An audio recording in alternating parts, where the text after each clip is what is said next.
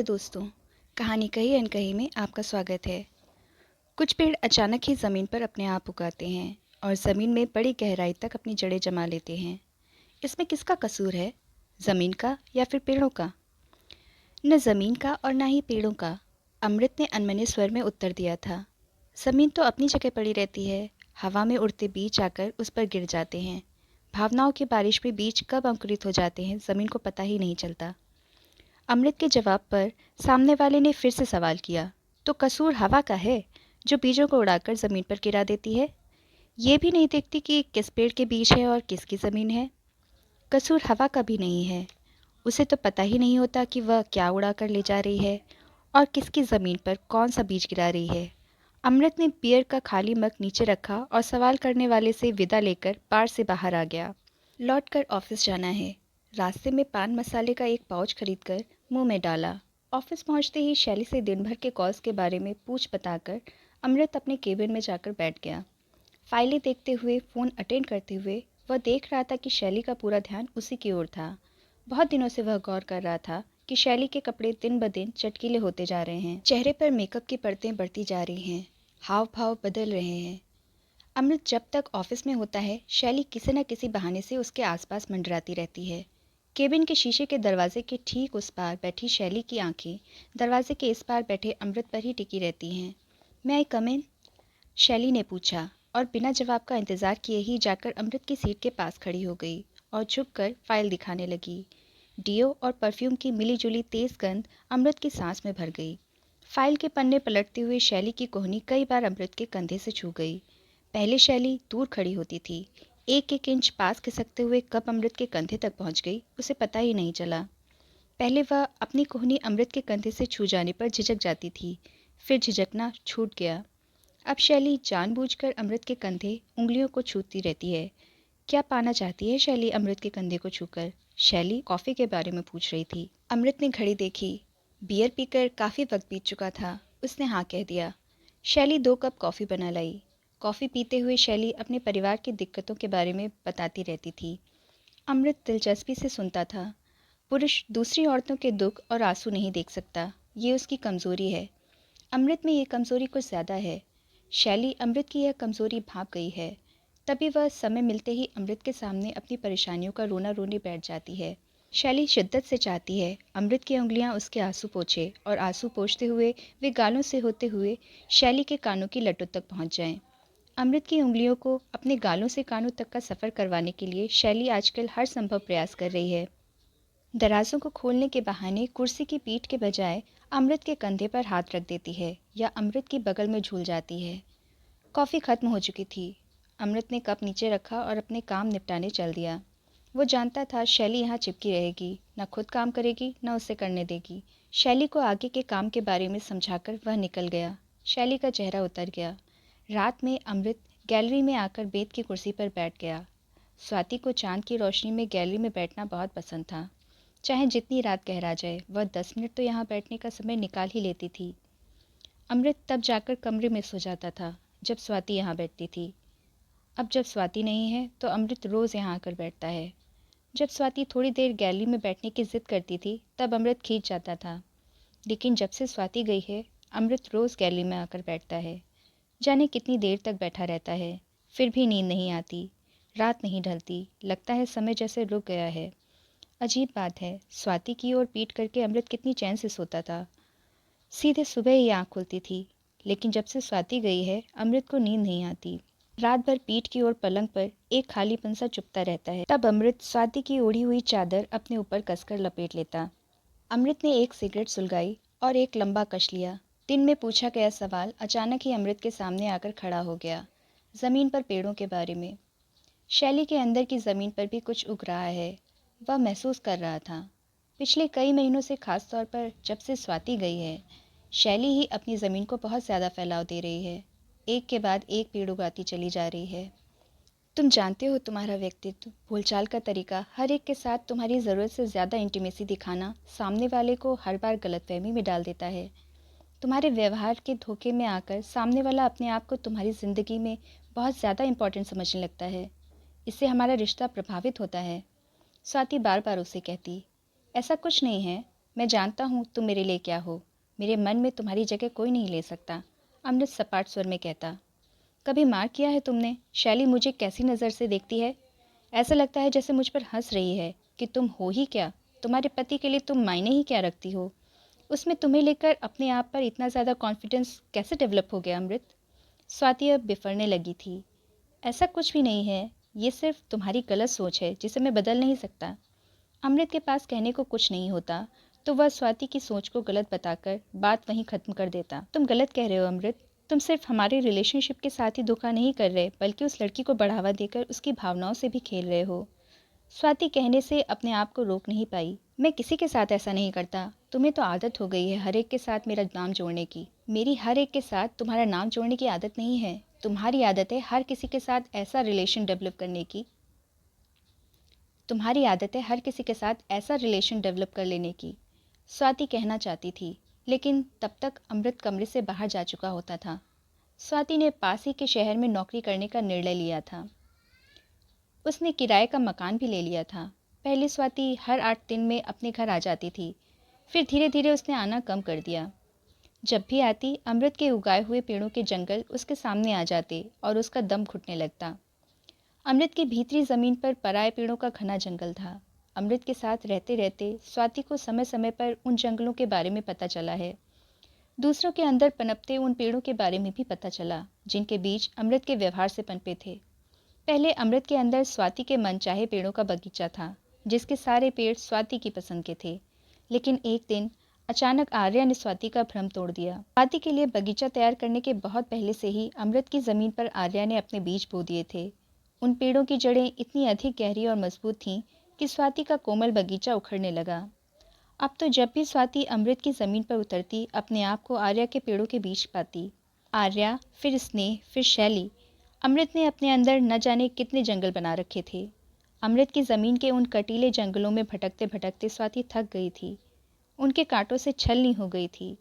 इसलिए वह दूर चली आई थी, अमृत से दूर, ताकि ताज़ी हवा में खुलकर सांस ले सके। श्रीकांत को क्या कभी आर्या की ज़मीन पर पराए पेड़ों के जंगल दिखाई नहीं दिए होंगे? क्यों और कैसे श्रीकांत उन जंगलों को इतनी आसानी से सह लेता है? या फिर आर्या श्रीकांत के पहुंचने तक अमृत के जंगलों का रास्ता चतुराई से बंद कर देती है? या आर्या ने अपने जंगलों को 2 अलग अलग हिस्सों में सफाई से बांट रखा है? जब मौका हो अमृत के जंगल में, जब मन हो श्रीकांत के साथ उसकी ज़मीन पर। कोई इतनी सफलतापूर्वक अपने 2 हिस्से कैसे कर सकता है?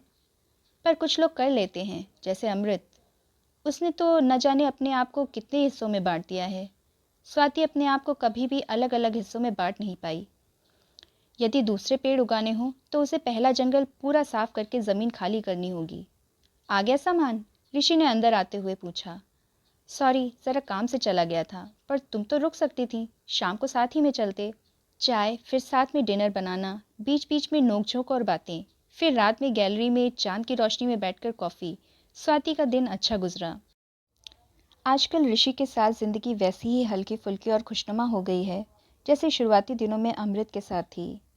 हंसते खेलते साथ में घर के काम करना, बातें करना, ठंडी ठंडी छाँव के बीच में झड़ती कच्ची पक्की गुनगुनी धूप जैसे। क्या करे स्वाति? अमृत की ज़मीन पर रुके आर्या के पेड़ों को वह अपना नसीब मानकर बैठी रहे, या ऋषि की ज़मीन पर अपना नया बगीचा बनाए?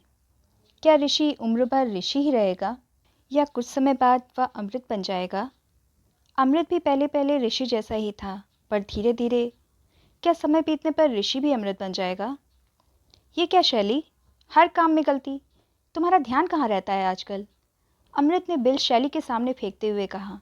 जाओ फिर से बना कर लाओ। शैली गुस्से से मुंह फुलाकर अमृत के केबिन से बाहर चली गई। अमृत भुनभुनाता हुआ वापस अपनी कुर्सी पर बैठ गया। जब देखो बस बैठे बैठे शीशे के उस पार से यहीं देखती रहती है, या फिर केबिन में बैठे रहने के बहाने ढूंढती रहती है। काम में कौड़ी का ध्यान नहीं है। कल इसके आने के पहले इसका टेबल दरवाजे के सामने से साइड में शिफ्ट करवाना पड़ेगा। अमृत के मोबाइल की रिंग बजी। आर्या का फ़ोन था। झल्लाकर अमृत ने फ़ोन काट दिया। 2 मिनट बाद रिंग फिर बजी। उसके 2 मिनट बाद फिर। अमृत बुरी तरह से चिढ़ गया। फ़ोन रिसीव करके बोला, मीटिंग में हूँ, घर पहुँच कर बात करूँगा। पिछले कई महीनों से अमृत देख रहा था, स्वाति का व्यवहार बदल रहा है। पहले स्वाति हर 8-10 दिनों में घर आ जाती थी। 2 दिन भी रहती तो अपने बच्चे की तरह घर को दुलारती, अमृत का बिखरा सामान सहेजती।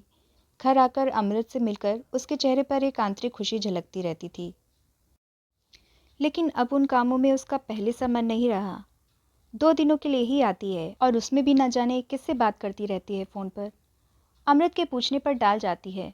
गैलरी या बरामदे में अमृत से दूर खड़ी होकर किसी से बात करते हुए स्वाति के चेहरे पर वही खुशी छलकती है, वही भाव रहते हैं जो आर्या से बात करते हुए अमृत के चेहरे पर रहते हैं। पिछले 3 महीनों से स्वाति घर नहीं आई।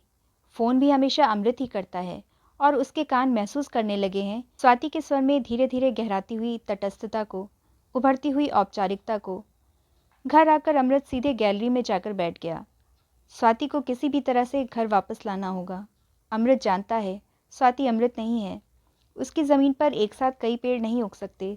अगर वह किसी और के बीज को उगाने के लिए ज़मीन तैयार कर रही होगी तो वह पहले अमृत के पेड़ों को जड़ मूल से साफ करके ही दूसरे के लिए ज़मीन तैयार करेगी। इसीलिए अमृत स्वाति से मन ही मन घबराता है, चाहे ऊपर से यह बात कभी भी उसने प्रकट नहीं की हो। और आजकल अमृत साफ साफ समझ रहा है, देख रहा है, स्वाति के अंदर कुछ तो उग रहा है। शायद उन बीजों का स्रोत अमृत को पता है। 1-2 बार स्वाति के यहाँ देखा था, तब ज़्यादा देर तक सामना नहीं हुआ था, पर शायद वही होगा। अमृत उस रात बिना खाए ही सो गया, स्वाति की चादर ओढ़कर। दूसरे दिन शैली ऑफिस पहुंची तो देखा उसका टेबल अमृत के केबिन के सामने से शिफ्ट हो चुका है। शैली को समझ में नहीं आ रहा था कि उसने आखिर ऐसा क्या गुनाह कर दिया है जो अमृत अचानक ही उससे इतना नाराज़ रहने लग गया। पहले भी शैली काम में गलतियां करती थी, लेकिन अमृत खुद ही करेक्शन कर लेता था। शैली को कुछ नहीं कहता था। जब भी अमृत ऑफिस में होता, किसी न किसी बहाने से शैली को अपने केबिन में बुलवाता और घंटों बातें करते रहता। घंटों की इन्हीं बातचीत और अमृत के स्पेशल अटेंशन ने शैली के मन में उसके लिए भावनाएं जगा दी। तो इसमें शैली का क्या दोष? क्यों आज तक अमृत अपने व्यवहार से हर समय शैली के मन में वह एहसास जगाता आया है कि वह उसके लिए कुछ खास जगह रखती है। और अब जब शैली अमृत के इतने करीब आ गई है तो अमृत कदम दर कदम उससे दूर चला जा रहा है। अमृत जब ऑफिस पहुंचा तब शैली नीता के पास बैठकर अपना रोना रो रही थी। अमृत फुनफुनाते हुए अपने केबिन में आकर बैठ गया। ये लड़कियां भी अजीब होती हैं, ज़रा सा हंस बोल लो तो मान बैठती हैं कि सामने वाले को इनसे प्यार हो गया है, जैसे कि आदमी को और कोई काम ही नहीं है। किसी से हंसना बोलना भी गुनाह हो गया है। हंसने बोलने का लोग गलत ही मतलब निकाल कर बैठ जाते हैं, चाहे आर्या हो, शैली हो या स्नेहा। आर्या को पक्का विश्वास है कि अमृत के जीवन में आर्या से अधिक कोई महत्व नहीं रखता, स्वाति भी नहीं। परिस्थितिवश आर्या की शादी पहले हो गई, नहीं तो अगर वह अमृत को पहले मिली होती तो अमृत उसी से शादी करता। इस बात से अमृत भी इनकार नहीं कर सकता कि यदि वह श्रीकांत से पहले आर्या से मिला होता तो वह उससे शादी कर लेता। यही वजह है कि वह कई बार बुरी तरह से चिढ़ जाने के बाद भी आर्या को छोड़ नहीं पा रहा, शायद कभी छोड़ भी नहीं पाएगा। आर्या अमृत की इस कमज़ोर नस को पहचान चुकी है, तभी वह अमृत द्वारा झिड़क दिए जाने के बाद भी उसका पीछा नहीं छोड़ती है। लेकिन इन सभी सच के ऊपर एक और सच है जो अमृत बहुत अच्छे से जानता है और मानता है। आर्या से वह कभी भी शादी नहीं कर सकता और आर्या स्वाति नहीं है। आर्या ही क्या, कोई भी स्वाति की जगह नहीं ले सकता। आर्या अमृत के साथ से खुश है। पति के अलावा भी एक और पुरुष का उसे अटेंशन मिल रहा है।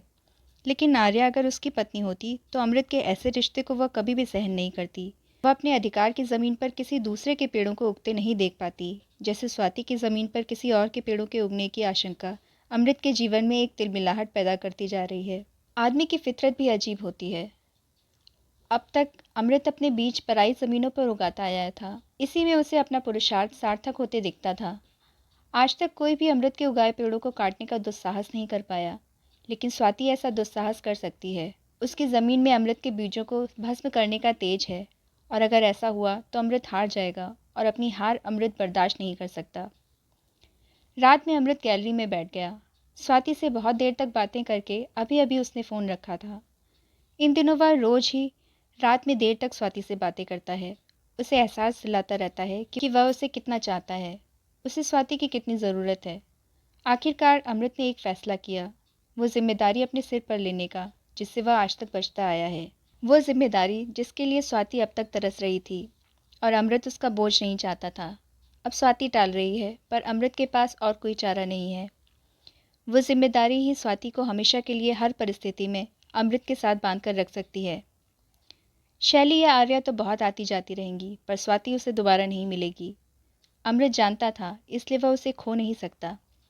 एक नए बंधन में जकड़कर उसे दोबारा इस घर और अमृत के साथ उसकी ज़मीन पर लाकर बसाना ही होगा। अमृत कल सुबह सुबह ही स्वाति के पास पहुंच जाएगा। अमृत अंदर जाकर स्वाति की चादर लपेटकर सो गया। अमृत के अंदर की ज़मीन पर स्वाति के पेड़ लहलहा रहे थे।